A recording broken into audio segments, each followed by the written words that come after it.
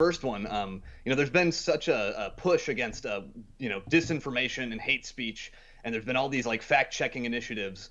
And Twitter, I'm actually sort of surprised this hadn't happened earlier. Like, I think they had rolled out some misinformation drives or some fact-checking drives, but now Twitter is partnering with two major newswires, the Associated Press and Reuters, to start, fact-checking what they consider to be disinformation. So, yeah, tell us about that. I know Twitter just put out this announcement last week. Yeah, so I guess as far as the announcement goes, Will, there you pretty much cover it with what they said, that they're going to be teaming up with Reuters and the AP to do the fact checking on a lot of these stories. So, as far as we know so far, I haven't seen anything egregious come out, but this program just started. But we do know that there's a history with Reuters and the AP of getting important stories wrong. And so that's a key issue here, because they're going to be censoring speech and getting things wrong. That's a problem. Also, they push the, U.S. empire's general narrative, and they do this by either directly teaming up with governments like the UK, or we see this just in the reporting. So we're gonna, break this down a little bit. Will, we have talked about it in a lot more detail. If anybody wants to do that, go back and check out Conflicts of Interest 77. The title of that episode is "Did Biden's Bombs on Syria Kill the Iran Deal?" But in that show, we break down this article from the Gray Zone by Matt Blumenthal. And in that article, he is discussing recently released documents from the UK's Foreign Office that showed that Reuters, the BBC, and Bellingcat were all participating in this program where they were getting money from the UK government to train and I guess associate and network with different reporters in Russia to get those reporters to report the UK and the regime's narrative, rather than, just reporting on how they were doing it before, which I guess would be more, fact-based and less concentrated on a narrative. And so in that, just, some of the highlights, well, this is a long article, but Matt's details that in 2017, Reuters was paid by the UK State Department to take Russian journalists and expose them to UK government narratives. In 2019, they were paid to create a network of Russian journalists, and they were actually bragging, in their I guess, bid to get this contract from the UK government, because, the Foreign Office, I guess, put out that, hey, we're looking for this, that they could get like 400 to 500 journalists on board with their network and narrative. One of the really, disturbing things about this wasn't just that was happening. I guess, like, let's say, well, if the Washington Post was training 400 journalists in Africa, that might be seen as like a goodwill mission kind of thing. Right. But here we had this, and it was being kept secret, right? This wasn't like a promotional thing that Reuters was doing. These were documents that were marked secret. And so this, I think, really exposes a problem, first of all, as Reuters being a biased source. They take money from governments. In this case, we definitely know the UK, to push different narratives and stuff like that. Now, there was also reporting on this, on these documents by Kit Clarenberg. Yeah. And in his documents, he says that the UK was specifically, Reuters was specifically setting up stuff in Egypt, Myanmar, and Zimbabwe. So, Will, I don't know if you have anything else from, these particular articles, but just to recall that, these are pushing the regime change narrative. And like when Facebook teamed up with the Atlantic Council, while Reuters is maybe seems like a little bit more of a less biased source, in a lot of ways it is. When you're right. Judging by scale of the Atlantic to Reuters is quite a bit better, but it is problematic. So anything on this before I get into some of the stories that, we kind of see them pushing the regime narrative on? Yeah, I would just say it is interesting. Like, Reuters and AP, like, they do kind of portray themselves, and there is a sort of general perception that they are the more credible newswires. And, as you said, they kind of are in many cases. Reuters, I think, I read their reporting a lot. I rely on their reporting sometimes, I think, too, and on their newswires and stuff. But yeah, it is interesting to see and how some of these documents get leaked, showing sort of their shady relationships with governments and their willingness to sort of push these narratives that are formulated by governments that, would sort of leads you to believe they're not exactly the objective newswire they portray themselves to be. Right.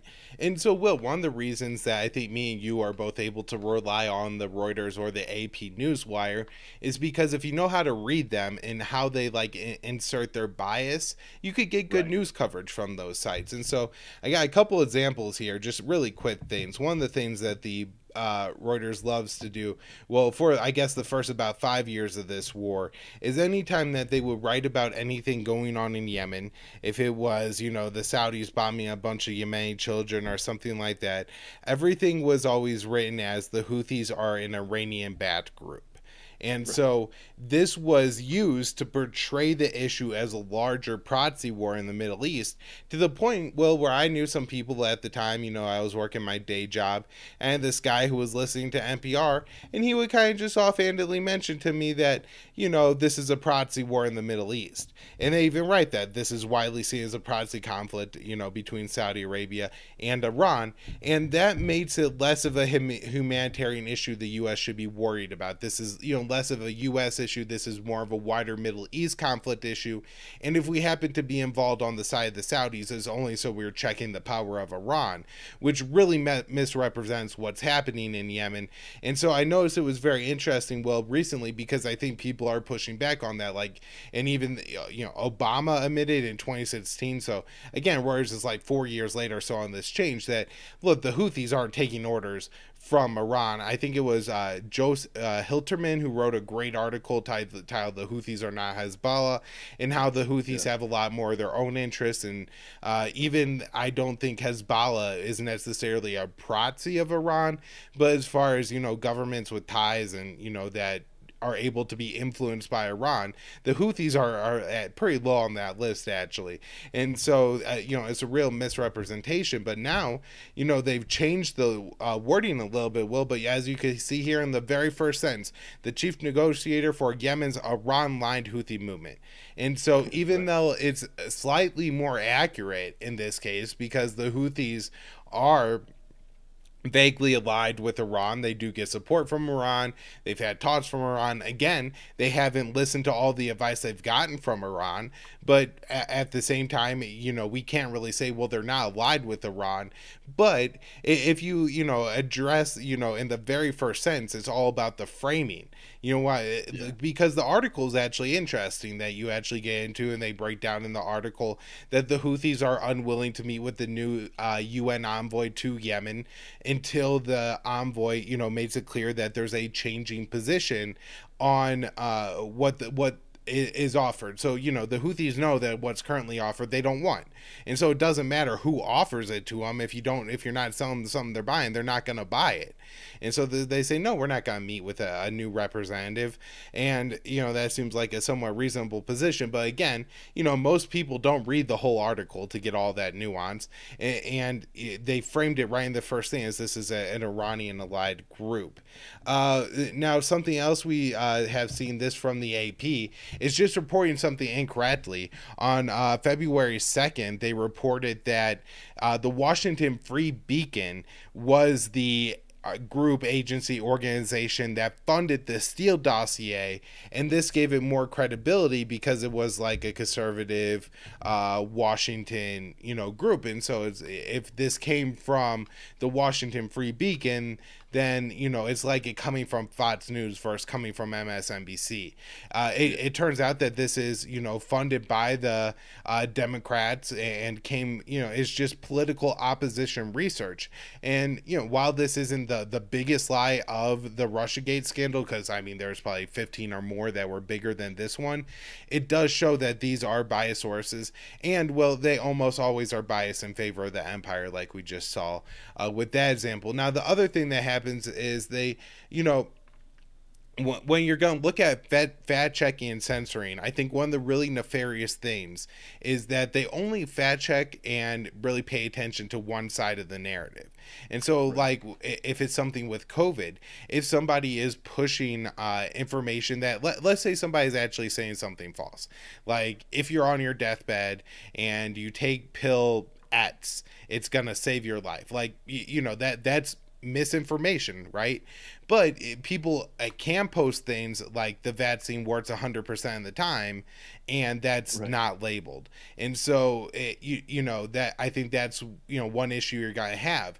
And so if we look at the reporting from Reuters on issues like Israel Palestine, they always get into this false equivalency, and they always really play up when like an Israeli or there's any kind of Palestinian aggression they could point to. But I want to look at the coverage of a recent event that I think me and you talked about on the show last week, Will, where there were 4 Israelis that were killed over the course, or Palestinians, excuse me, that were killed over the course of a week by the Israeli forces. But one in particular of those events was a Palestinian boy was killed. Well, first of all, it seems like the Israeli soldiers actually went and dug up a grave of a Palestinian girl that morning, and then that day they shot a 12 and killed a 12-year-old Palestinian boy when he was in the car with his father. And then after that, the next day at that boy's funeral, they shot and killed one of the mourners that was at the funeral. And they just say, that clashes broke out. But, Will, let's be real here. If this was anybody else's funeral and the organization, the militant organization that killed that person showed up and killed another person, that would be a major story, not just a little 2-minute write-up that flatly states the position of the IDF, doesn't have any witness, like, statements hardly or anything like that, just kind of like, oh, it happened, and they quickly move on. And so I think we're going to see very quickly that if Reuters and AP are into censoring, they're going to be very quick to pull the trigger on anything that smears Russia, smears China, that is pro-Israel, anti-Palestine. But when it's going to be news that's, pro-empire, I don't think they're going to be very fast to censor. And I think we could see that there. So those are just some of the easy examples I found. Well, I don't want to spend the whole show on this. I'm guessing that as it actually comes up and these fact checks happen, we're going to get in to discuss them. Anything else on this? There's a couple more big tech things I want to hit on before we move on, though. Yeah, I just think it's interesting. Like, you made a lot of good points. You came up with a lot of good examples there of like, this is who's going to be managing our fact checking on Twitter and deciding whether we have a voice on that platform. I just think that is interesting to see that that's who's being tapped to lead this charge there. Right. And I want to make it clear that I would be opposed to this policy even if they pit me and Will, who would get to, fact check everything. Like, I think that the solution is conversation, not censorship. So just a couple other interesting things really quick, Will. First is Apple's, this from EFF, Apple's plan to think different about encryption opens backdoor to your private life. And what this article breaks down is a new announcement by Apple that they're going to be scanning all images that are uploaded to the iCloud and also images that are on the accounts of identified minors. And if you're uploading to the iCloud and an image is scanned and identified by their software as matching an image in the the child sexual abuse and abuse material. So, and then this is run by the National Center for Missing and Exploited Children. And so they're going to run it through this database, and if it hits something positive, they're going to notify the police. Will, while at one time I'm, not against companies having policies that protect children, especially from like sexual exploitation and the worst kinds of things that could happen to children, them partnering with the government, with this being an AI system seems a little bit troubling to me. And then also, my concern is that, they're going to start off and they're going to say, well, we're doing it for children, right? We're going to do it to protect the children. But then terrorism seems like a pretty other reasonable thing to monitor for. And so we're going to, flag anybody who uploads Nazi pictures, stuff like that. This could just turn into a very wide list very quickly, which I think is concerning, and just how wide-reaching this is, and that it pairs with the government, especially when, not that there is really maybe a legitimate reason to have any of these images on your phone, but I could see people maybe, let's say you come across something that you believe is inappropriate, some kind of abuse of a child. How do you report that? and then submit the evidence, right? Like that's kind of a complicated thing. And I could see, you know, especially the way this is going to work with the way American police work, right? They're going to get a notification that so and so had child porn on their phone. And so then the police are hunting a child pornographer. And rather than, you know, knocking on the door and figuring out what's going on and verifying maybe that this person legitimately saw something online that shouldn't be there and used, you know, took the evidence and reported it to the correct authorities, did nothing wrong, you know, all that could be easily verified. But rather, they're going to go surround the person's car. When they put the car in drive, they're going to shoot them or something crazy like that. And so I think there's a lot of problems with this kind of policy where everything gets reported to the police so quickly, especially when I'm guessing there's going to be a lot of AI mishaps where people are wrongly identified. You know, it's not illegal to upload pornography. It's illegal and wrong to upload child pornography. But you know, at some point I could see the, you know, these things being misidentified by these systems. So, Will, I don't know anything else on this. And then just to clarify, I believe when the account is identified for the minor, Apple is scanning for any pornography and then notifying the parents when it shows up. I don't know if it's just the child pornography. I think it might be any pornography.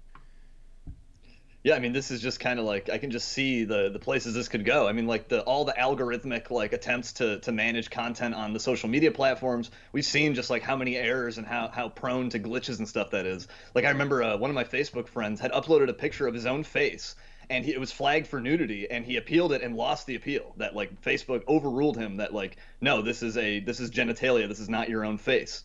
And so, I mean, imagine then if Facebook was then linked up to the cops and would call the cops automatically on you on the basis of those kind of terrible decisions, like I could just see a lot of terrible things coming from this kind of thing. If AI is indeed going to be running it, I mean, it'd be bad enough if it were just like individuals trying to do these things and flag it.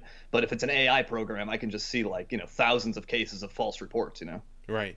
And then I think once you kind of create this system, as I said before, it's going to breed and spread and Right. start to do things that aren't just monitoring children. And, you know, as we see with the current censorship and limitations that we have during our conversation, I mean, hell, if I write in my news roundup, Will, if I were to write something like Joe Biden says you should get the COVID vaccine, just, you know, factual information that happens. Anytime I mention COVID in any of my news roundups, this thing comes up when you try to share it. And for people that aren't watching, just listening, it says more about this post. It says this post mentions COVID-19. For more information, go here. It mentions that the post came from the Libertarian Institute and when the Libertarian Institute was up, and then it mentions the first day of the post.